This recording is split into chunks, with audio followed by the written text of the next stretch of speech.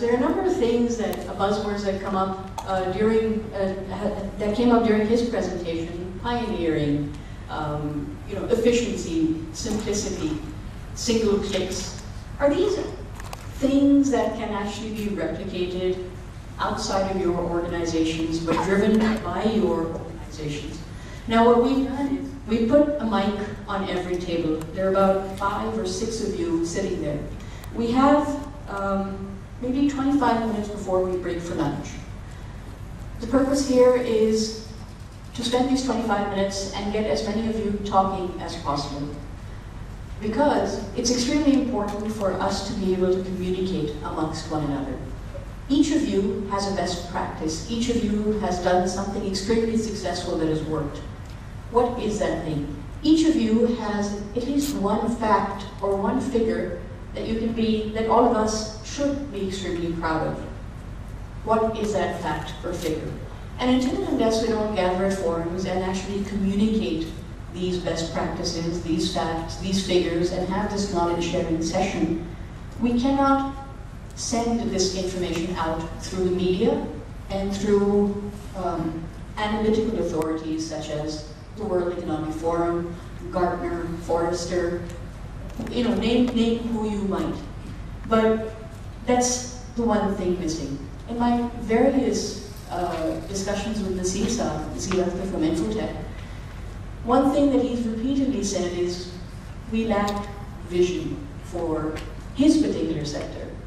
I say we lack vision for the next 10 years for every sector, because all of us are unable to plan and align those plans with the sector planning. So that's why we're here. I know 20-25 minutes isn't enough, but we can spend a lifetime and not get anywhere. And I think Pakistan is in a stage where the business community, apart from all politics and geopolitical scenarios right now, can actually develop that vision. Because that's apolitical. It has nothing to do with any party, nothing. So that's what we would like to hear from you. If you can, if I can make a request in these next 20 minutes or so, be very brief. Let's have as many people talking as possible. You have a mic there, just raise your hand, introduce yourself to the group, and just make that statement. After lunch, we will have the opportunity to make these statements with Thierry, who's the senior editor at the World Economic Forum on this Global IT Report. And after he makes his presentation on the Global IT Report and Pakistan's ranking, we will have the opportunity to send our vision and mission and statements out to him. By the way, myself, last year after our gathering, in this year's reports, Pakistan's ranking has actually gone up. So there was a big on that. But see, very few people know that, because once again, mainstream media is very busy with a whole lot of other stuff. So the ranking has improved, and it's attributed to some sort of communication. And that's why we came after you and said, can you please help us get the communication going again and be a pioneer for that. So go ahead, can I please ask someone to take the lead? Everyone is nodding, somebody needs to start. I don't want to put you on the spot again. Yeah. Sir, please just take the mic, it's over there. Introduce yourself to the group. This is Shai Sumar from Summit Bank. And I would just like to highlight the role of the CIO in today's world, and especially in Pakistan. All right. If you just look at the latest trends of the requirement or the attributes that a CIO should possess, if you just go 5 years back all over the globe, the CIO should be a very techy person, and he should be very very expert manager of the data center or the IT operations. But now I think the latest trend shows that the CIO should have a very strong business acumen. So I think that if the CIOs working in Pakistan, if they just enhance their strong business acumen, it can greatly reduce the overall capital expenditure of any industry, especially the banks, because I am actually associated with the bank. And if I just personally look at the investments that has been made in the banking sector, the ROI, as per my the calculation, it is nearly 50% of the investment that has been made. It means that, for example, just the last statement. No, I said 50% lesser than. No, for example, if I am spending 100 rupees for acquiring a solution, So I am getting like not more than 50% out of it. So it means, I can just give an example, that for example, if I have just acquired Lotus Domino for the exchange of the email, so I am just merely using it for the exchanging of the email, I am not actually, taking the potential of the Lotus Domino in actual manner. Okay. But if I just look at my books, then I have spent like, for example, 25 million rupees and the recurring cost of 20% per annum. Right. That is going, and like my foreign exchange of the country is just, is not being used in the right direction. So my last tagline is that if we just have this strong business acumen, that whatever we are investing in the IT sector is justifying the business, would really improve the overall bottom line of the economy. Thank you. That's a very valid point, and it comes back to the efficiency and being smart and being more of a aggregator of information rather than the actual executor. Amistad? Go ahead. Asasad will come back to you. Sorry, Amir Mateen मेरा नाम है, Cisco में काम करता हूँ। जो हमारे colleague ने बात की ROI के ऊपर, I've been in this business for a long time, as of course like many other people. अभी तक मुझे पाकिस्तान में नजर नहीं आया कि कोई फॉर्मल कोई कंपनी हो या कोई कंसल्टेंसी इदारा हो कि आप बुला सकें, कह सकें कि आप फॉर्मल एक ROI सेट करें IT प्रोडक्ट्स के ऊपर, एटलीस्ट हमारी नजर में नहीं है. And this is something that I feel is needed. I mean, across the world, you are able to actually go out and say, मैंने खर्च किए $3 million, मुझे 3 साल के अंदर इतना benefit हुआ या नहीं हुआ या क्यों नहीं हुआ. But somehow this seems to be missing. Anecdotal level this जरूर है, आप कहते हैं मैंने इतने पैसे खर्च किए, इतना फायदा हो गया. But कोई ऐसा formal mechanism का check. But this is quite a well-established science across the world. ऐसी नई चीज नहीं. So it's interesting कि यहाँ पे या तो कोई चाहता नहीं है करना, whatever reason. But it's interesting. I'd like to open this up. Right. Sir? My name is Rasul Gurboy and I'm from Habib Bank Limited or HPL. Two or three things. First thing is that I fully support that nowadays the CIO is normally from the business, not a hardcore techie. That's the important thing, and since last 3 CIOs we had, they have come from the business side, and they are not from hardcore techie. Second strategy that we took since last 10 years, and it has been quite successful, is to have strategic partners for the support. The strategic partners for the support, and that also includes outsourcing. One of the things that we always ask our partners or the outsourcing, that if you give us the same cost at which we can do run our operations ourselves, that's not acceptable. So you have to bring the cost down. That's one. Another thing that we encourage also to all our partners is to find either the technology which is foreign, which is quite complex, which is there, but they have to promote the local talent. So what we are proud to say is that whatever the outsourcing companies we have been able to have the local talents, and we have built the local talents here, and some of them have even migrated to Middle East to get good jobs. And last but not least, we have a committee of IT at the board level, which ensures that our business plans are aligned with the IT plans, and how IT is going to add value with the business. So these are the 3 cornerstones, and since last 10 years, we have been quite successful in delivering and trying to achieve the leadership position. All right, Jatsa, before I come to you, because I already called on Asaf and wanted to put him on the spot, because he's missed out on one of the earlier CIO events, so this is punishment for you, sir. Assalamu alaikum everybody, this is Sayyid Asif from Central Depository Company. I would just like to share what Rabia wanted to know, that are there any best practices from the organization coming out? And as CDC, one of the best practices that we have implemented back, I think 7-8 years back, was a dedicated effort to diversify our business. We were formed with a very clear mandate of serving as a depository to the capital markets of Pakistan. But then we decided that if we were to remain there, we will always be dependent on the capital market ups and downs, and we cannot guarantee a sustainable business model. So we decided to diversify. And this diversification strategy was very actively supported by not only IT but by the other C-level executives as well. Today, our 40% of our revenues are coming from diversified businesses, and we are the only entity among the capital market entities of Pakistan I'm talking about the capital market entities such as KSE, NCC, CDC, and other, that we are profitable because of that. So diversification has played a tremendous role. Today we are the largest trustee and custodial services provider in Pakistan, holding around more than $2.5 billion worth of net asset values.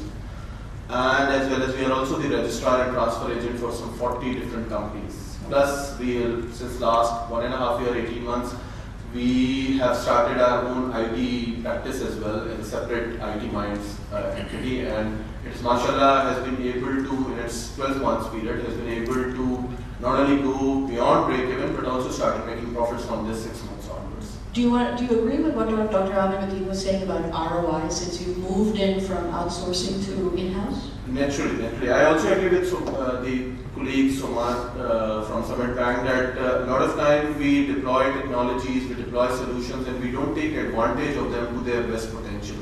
So, and the blame has to go a lot of time to the IT people themselves because they don't take the advantage of that. They want to deploy everything fancy that comes in, but don't want to take the utilization for the business. And I agree that for every, we don't have a clear-cut mechanism of finding out the ROI on major investments. We try to show qualitative things that, okay, we are now more secure, but what does mean more secure if we can not justify it in terms of what happens now? Right, because after all, it's about every dollar or every rupee spent, and that's what it comes down to. Sajjad Sahab, you wanted to say something? Then Nasir Sahab, I'd like to come to you and ask you a question. Thank you very much. My name is Sajjad Syed. I'm Managing Director of a company called Excellence 11. Most of you know me. I used to head SAP at one point in time, and prior to that, I worked for Oracle. I totally agree with Rasool Sahab. I think coming from the other side, from a company which does ERP implementation services, and we have an outsourcing division as well. Coming from this side, in the 1 year that we've been around, we saw tremendous growth in this particular area, and within SAP when I was heading that, one of the things we thought that for companies it is becoming increasingly expensive to own and manage resources because the economies of scale are not there. So what we our approach was to have a shared services center, get some very good, very high quality people there, and then share them across our customers. And that has worked phenomenally well for us. And initially, a lot of people said, look, Faisalabad wale nahi samjhenge, or Lahore wale nahi samjhenge, or Saudi wale nahi samjhenge. Sare samajh gaye. We are right now servicing companies in Saudi Arabia, sitting out of Pakistan.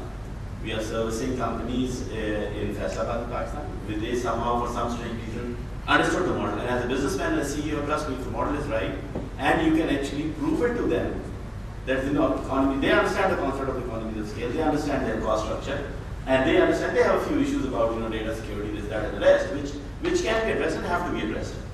Coming to the second point around branding, I think of the country, I think that is a problem. It will continue to be the problem. We need to be innovative again to handle that. One of the things, Aziz, that we have come up with is to have a local vendor. For instance, last week we closed our first deal in South. We've been around 1 year, so it's been a very good year.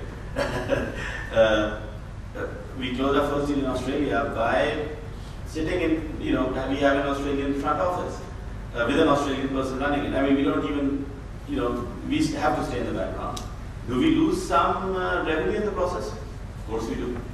But, either we get 100% of nothing or, 40% of something. And at this point in time, till we build that relationship, we have to pay that cost. That is the cost. So, Nasir Sahab, is brand Pakistan part of cost of doing business? And let me just give you my mic because it might be more comfortable for you. Thank you, Rabia. Very much so. We all know that we are, it's very unfortunate, but we are more or less entering from political isolation into an economic isolation. It's pretty much systematic, and we need to keep in mind that nobody is going to come and rescue. While politically what is being managed is managed, we can't help. But on the economic agenda, in absence of particularly from the government and all that, we need to, as an industry, we need to sit down and discuss that how and what kind of goals we need to set for ourselves given the circumstances. Yes, of course, impediments are there. I have spoken on every forum that over the last 3 years we have seen a dramatic change in access to markets for delivery. Yes, of course, we still we are successful in an onshore-offshore model, whatever we are doing in the backyard. I mean but we still need to go on ground and deliver some services or face the customer or close the deals and all that. That would remain. So the brand is, I mean, as a whole, the country brand is, I mean, we are paying the cost for that. And we probably have to start perception management at our own level. We can't sit and wait for somebody to come and do it for us. Even our own government and the machinery would not do it for us. Looks like. Yeah. Myself, I'm curious. So Pakistan is in the place it's in, but Afghanistan, for example, is also in a place it's in, and God knows there are bombs blowing up all over the place there too. Why is there that there's more opportunity there that strikes out for organizations to go there? There's also uncertainty in Africa, but the Saab's there. I mean, a lot of companies are working there. What makes Pakistan such a difficult market to come and work in? Don't get me wrong, I mean, a lot of people are coming and working, and a lot of companies are flourishing here. There have been good times and bad times. Afghanistan is a new market. There is a lot of US coalition forces money coming in to support the country. So it's not a very big IT market. I'm general manager for Afghanistan. I visited Kabul November last year. I've been to Iraq as well, to Kabul and Iraq. IBM US is doing a lot of work there. And a lot of international companies are doing good. But Pakistan has to work harder. We have to work harder. I mean, nobody wants to come to, they are afraid to come to Pakistan. My own visitors are afraid to come to Pakistan. It's a common statement. I'm okay, but my wife, So we try and use a little bit of denda there from the boss. Leave the wife. And the guy comes. And once he comes, I mean, he's a changed man. He's ready to come repeatedly. So, but the problem is that you can't reach out each individual and do it. So it's a slow process. But I'm not disillusioned. Things are happening. So how do we get this word out? Because I mean, it's been a slow process for many years. But like you said, we don't even have the minister for IT or telecom or whatever it was after Augusta Larissa. There hasn't been anyone really to hold the fort. How do we get the word out that yes, it is pretty much business as usual? But all of you made it here on time. So yeah, I mean, a lot of work is being done by Pasha, by other companies, the ambassadors. I mean, if he's working in Australia, Germany, I mean, these are the ambassadors. We took a delegation to India twice in June and in March. We brought in a delegation from India. And you cannot imagine what their perception was. I mean, we are such a rogue country in the Indians' eyes. And this NASCOM team and others came to Pakistan in December. They're coming again in October.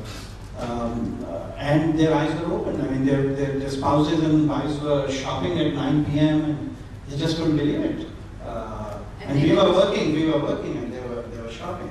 So it's multiple fronts. All I was saying that the government is an important body. The government has the ambassadors and everybody around the world. So that important piece, at least one leg of the table is missing. That's what I was saying. Can we have somebody from the back? Zenith? Go ahead. How can we show the world what we're doing? That's what you asked, right? Publicize our success stories. We have enough. We're doing enough in this country. And as Humayun Sahib said, if you talk to them, their eyes are open. Right. That we can do these things. I have a project that I've done, and I've talked to the principals. You know that project. And I've talked to the principals who provided that technology, And they said, we've not done this in the region, we've not done this in the world, and we did it for you because you demanded it, because that is the demand of your country. So if we sit back and don't talk about it, they will never know. And one more thing that I need to add about technology. We talked about investments, we talked about other things. One thing that we miss out is on people. Okay. Technology is used by people, and I think in Pakistan this is one major factor we miss out. Whatever I've seen implemented successfully is because you handle those people correctly. So, Absolutely. But coming back to your, and linking it up to what Maisa was also saying, so we have stories, we have ambassadors, we have all the content, but let me link it up to what Dr. Ahmadeen said. We don't have an authority who will say that, yes, this is how much benefit it actually got, how much tangible benefit. I know it's not quantitative, it's a very qualitative figure perhaps, way of assessing how successful something is, but do you feel, Dr. Ahmed, that this is one of the hindrances that we are unable to get fact-checked data out? You will say that you did 100 million. I have no idea, no way to verify that fact. And nobody outside of the international market reading about Pakistan has any way of verifying whether you actually made $100 million worth of a benefit. Is that, do you think that's probably? That's probably true. I think so clearly there are two areas that you're talking about. One is positioning Pakistan in the international market, and the other is, of course, using IT to improve our own efficiency and productivity within the country. So the first thing that I talked about, which is the ROI, is more relevant to what we're doing within our own country. So you go to a bank, you're trying to convince them to do a project. So clearly, unless you have a very formal mechanism of actually going through an ROI process, it's very difficult to convince them. Or generally, they may go along with it primarily because they're saying, well, this is the thing to do. But on the other hand, when you're talking about trying to position ourselves abroad, that again is a serious issue from a simple, and clearly all of us are aware of this fact that if you ask somebody how much is Pakistan's IT exports, you end up with all sorts of figures ranging from $2 billion to $120 billion. So that's a dramatic difference. And that's a bit awkward because clearly I think there needs to be a sort of a national consensus on this, and it needs to be done in a more formal manner. Yes, just to add to what Dr. Rockshop has started in reference to ROI. First of all, what our experience is that whenever business is the sponsor of a project, it's always easier to work in ROI. It's obviously, it makes sense. So that's one thing. The other is that we have been doing ROI analysis for our users. And we have found that now there are companies who would not approve, or at the board level or some board committees level, would not approve a project without first of all an ROI, and the other direct relationship to either increase in revenue or decrease in cost. So this is very much there, but yes, I agree that there isn't a specialized organization who does it. But yes, vendors on their own, they are doing it. We do it. We have got expertise. There are others, I'm sure, those who have it.